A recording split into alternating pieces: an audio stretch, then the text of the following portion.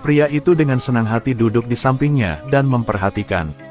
Wanita itu tidak hanya tidak keberatan. Dia bahkan mengundang pria untuk ikut mandi bersamanya. Begitu pria mendengarnya, dia segera melepas jaket kulitnya. Nama gadis ini adalah Xiao Mei. Dia ditinggalkan oleh orang tuanya ketika dia berusia 7 tahun.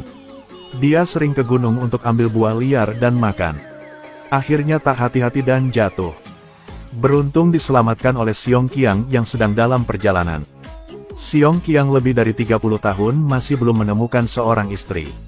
Ibunya pasti membiarkannya tinggal sebagai menantu angkat sejak kecil. Xiao Mei baru berusia 7 tahun tidak mengerti hal-hal ini. Dia hanya tahu bahwa mulai sekarang dia tidak perlu khawatir kelaparan lagi. 7 tahun telah berlalu dalam sekejap mata. Xiao Mei telah tumbuh menjadi seorang gadis cantik. Setiap kali setelah hujan, dia pergi ke gunung untuk mengambil jamur. Biasanya Xiong Qiang bertugas naik gunung untuk memotong kayu bakar. Dia di rumah bertanggung jawab masak di rumah. Di tempat kerja, dia tidak kalah dengan laki-laki. Sangat panas sampai dia berkeringat di sekujur tubuh, tapi dia masih belum kehabisan nafas. Setelah bekerja, dia sering pergi ke sungai untuk mandi sendirian. Karena di sekitar gunung hanya ada keluarga mereka. Jadi lepas pakaian dan pergi ke sungai seolah-olah tidak ada orang di sekitarnya. Saat dia sedang membuka baju, tiba-tiba seorang paman jahat datang. Xiao Mei setelah mengetahuinya, dia segera berenang ke pantai. Kemudian ambil pakaian yang tertinggal di atas batu dan kenakan. Paman jahat itu segera mengambil kaca pembesar untuk mengamati dengan seksama. Xiao Mei mengira Xiong Qiang sedang mengintipnya sehingga dia tidak berteriak. Dia dengan senang hati pergi ke hutan. Dia berpikir bahwa Xiong Qiang pasti akan mengikutinya untuk bermain. Ketika dia menjulurkan kepala, dia menemukan seorang pria yang tak kenal. Xiao Mei diancam dan langsung kabur. Paman jahat di belakang dengan panik mengejar Xiao Mei. Xiao Mei berlari ke ujung jalan, menggigil di pohon. Paman berwajah jahat itu perlahan mendekatinya. Momen berbahaya, Xiong Qiang tiba-tiba menyerang dengan kapak. Tapi dia tidak pukulnya. Ternyata dia adalah kakak yang baik yang tumbuh bersamanya sejak kecil. Lao Li baru saja kembali dari pekerjaannya di kota. Kali ini khusus untuk mengunjungi saudara baiknya. Xiong Qiang khawatir dia akan mengambil Xiao Mei, jadi dia berkata dia bertunangan dengannya. Beritahu saudara yang baik ini untuk tidak merindukannya. Xiao Mei menundukkan kepalanya karena malu setelah mendengar itu. Lao Li melihatnya sebagai bunga yang memiliki pemilik, jadi dia hanya bisa menyerah. Keesokan harinya, keduanya buru-buru menggelar pernikahan sederhana. Hindari membiarkan saudara yang baik mengambilnya. Menjelang malam itu, Xiong Qiang akhirnya duduk di ranjang yang sama dengan Xiao Mei, yang sudah lama dia rindukan. Xiao Mei sekarang tersipu malu. Xiong Qiang, menghadapi kecantikan seperti itu, tidak berani bertindak. Saudara yang baik di luar tidak suka terburu-buru untuk membantu. Ibu dengan cepat memberinya semangkuk anggur. Xiong Qiang setelah minum, akhirnya mengumpulkan keberaniannya. Ibu yang bahagia berada di luar kayu bakar. Dalam hatinya, dia berpikir untuk menggendong cucunya. Alhasil, karena kehebohan, malam itu berlalu begitu saja. Mulai sekarang, pasangan itu hidup sederhana di pegunungan. Teman baik Lao Li masih merindukan Xiao Mei. Di matanya, Xiao Mei menikahi Xiong Qiang seperti bunga melati yang ditanam di kotoran kerbau. Perbuatan baik ini jatuh pada Xiong Qiang. Semakin banyak Lao Li berpikir, semakin dia menyadari bahwa Tuhan itu tidak adil. Jadi di depan Xiao Mei, dia berbicara tentang dunia kota yang mencolok. Semua jenis makanan enak, nikmati apapun yang dia inginkan. Xiao Mei sangat tertarik dengan kehidupan di kota setelah mendengarnya berbicara. Keesokan harinya dia dan Xiong Qiang pergi ke kota untuk menjual kayu bakar. Setelah tiba di pasar yang sibuk, dia tidak bisa meninggalkan kakinya. Dia melihat perhiasan yang indah selama setengah hari. Xiong Qiang membelikannya cermin. Cincin giok itu sangat mahal sehingga dia tidak bisa membelinya sama sekali. Xiao Mei harus melepas cincinnya. Setelah menjual kayu bakar, keduanya pergi ke toko mie. Penampilan Xiao Mei menarik Lao Wang yang kaya dan berkuasa. Dia sudah berada di kota selama beberapa dekade, ini adalah pertama kalinya dia melihat wanita secantik itu. Dia membenci dirinya sendiri karena tidak mengenal gadis ini sebelumnya. Akhirnya memaksa Xiong Qiang, pria malang itu. Lao Wang selalu merindukannya sejak melihat Xiao Mei. Setelah bertanya kemana-mana untuk menemukan rumah Xiong Qiang, dan juga membeli botol makeup untuk Xiao Mei. Buka botolnya dan cium baunya, aromanya langsung menusuk hidung. Lao Wang mengambil kesempatan ini untuk mengusap wajahnya. Setelah menggosok, dia mengungkapkan wajah aslinya. Xiao Mei merasa tidak normal, dia berbalik dan lari. Sesampainya di rumah, dia menempelkan wajahnya ke Xiong Qiang dan menyuruhnya untuk menciumnya. Pada saat kritis, Lao Wang menyusul ke rumah mereka. Xiong Qiang melihat orang-orang di kota, kurang lebih ketakutan.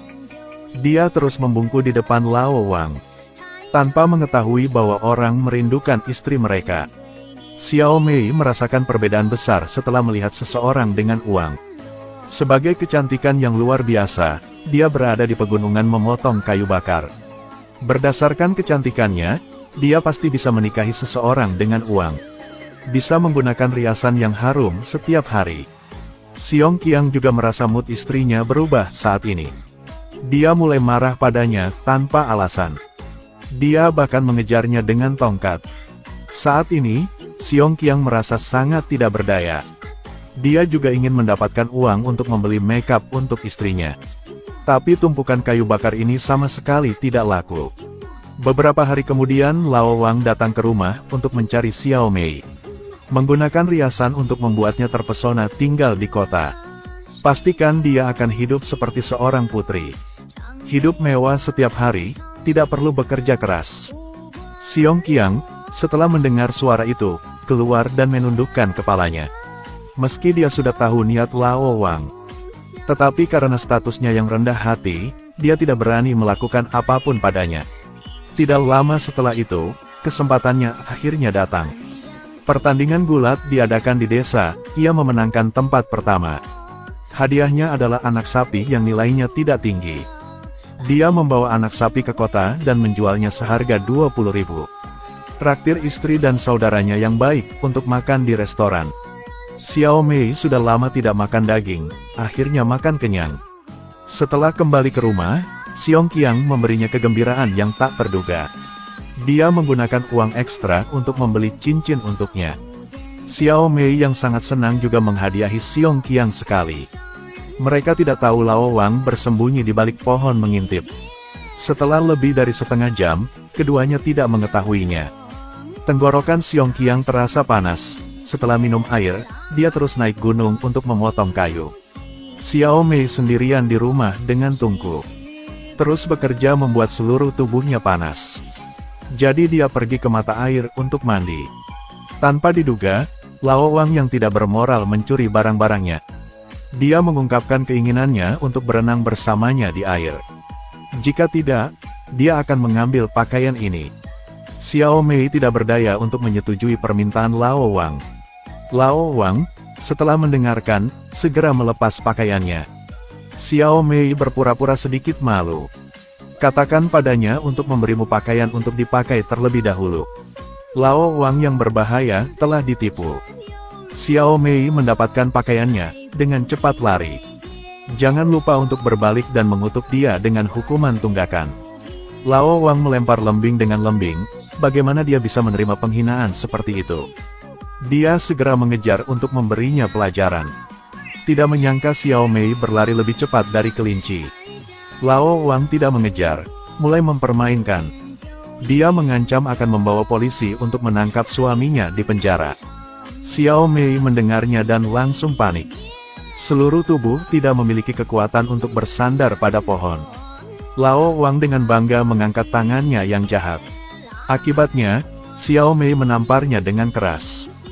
Dia pikir cerita itu akan lewat seperti ini. Xiao Mei juga tidak membicarakan hal ini dengan Xiong Qiang. Tak disangka, keesokan harinya Lao Wang membawa polisi untuk menangkap orang yang sebenarnya.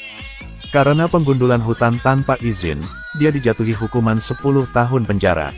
Xiao Mei memohon kepada bawahan Lao Wang untuk mengangkat tangan untuk membatalkan kontrak. Katakan padanya untuk berbicara di depan polisi. Lao Wang putus asa agar Xiong Qiang masuk penjara. Dengan begitu dia memiliki kesempatan untuk mendekati kecantikan yang luar biasa. Sejak suaminya dibawa pergi, Xiao Mei sendirian di rumah dalam keadaan mengantuk. Selama ini arang tidak bisa dibakar, sama sekali kehilangan sumber ekonominya. Malam itu, Lao Wang pulang membawa kehangatan. Mengekspresikan keinginannya untuk membawanya ke kota untuk menikmati kekayaan dan kemuliaan. Xiao Mei dengan tegas menolak pesona Lao Wang. Di luar dugaan, Lao Wang mengatakan ada cara untuk menyelamatkan Xiong Qiang. Xiao Mei karena suaminya, hanya bisa memejamkan mata dan menangis. Lao Wang dengan bangga membawa keindahan luar biasa di atas rumput. Di saat kritis, Lao Li tiba-tiba muncul di hadapannya. Sebagai saudara baik Xiong Qiang, dia harus melangkah untuk membantu. Dia memberi pelajaran pada bajingan ini. Lalu lempar dia ke atas tebing untuk memberi makan serigala. Setelah Lao Wang hilang, polisi datang lagi untuk menemukannya. Xiao Mei mengatakan dia tidak melihatnya. Polisi menganggapnya sangat cantik.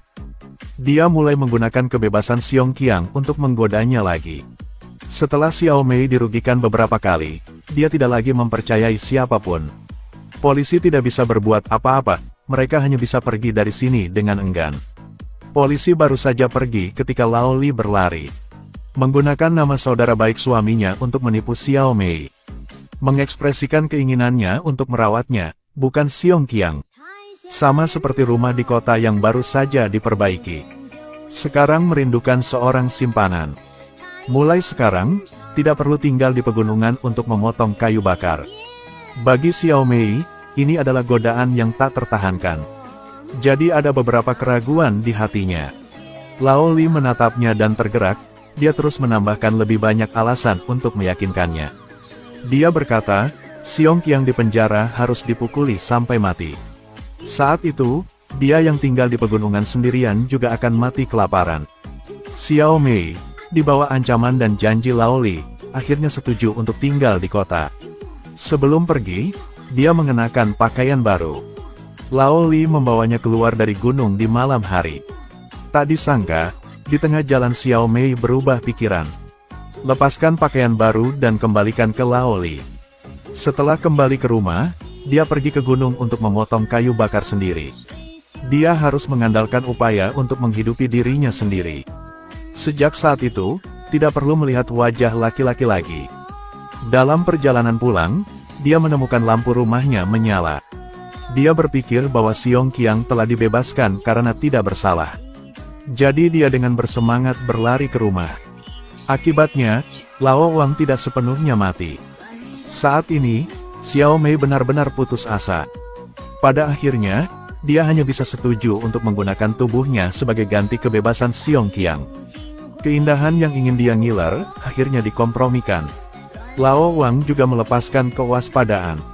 Tapi belum dinikmati, dia didorong ke dalam oven oleh Xiao Mei dan mati bersamanya. 10 tahun kemudian, Xiong Qiang akhirnya kembali ke rumah. Melihat tumpukan abu, dia menggaruk dengan tangannya seperti orang gila. Sayangnya, di dalam dan di luar abu, hanya tersisa satu cincin. Jeritan menyedihkan segera bergema di seluruh pegunungan.